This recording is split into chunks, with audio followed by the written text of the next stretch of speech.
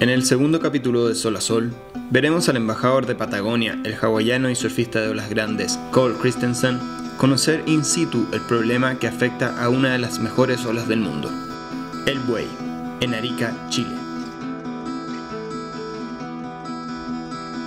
Dos rompeolas de aproximadamente 200 metros de largo y aproximadamente 4 metros de altura.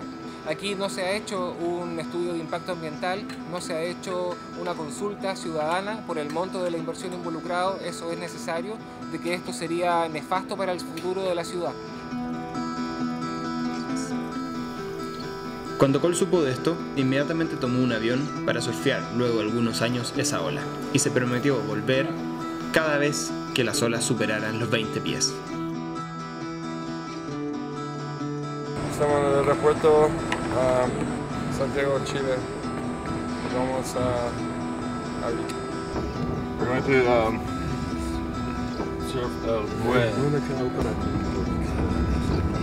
Un proyecto como este, un rompeolas para una playa que no abarca más de 500 personas, en Chile es igual de ridículo que las termo e hidroeléctricas.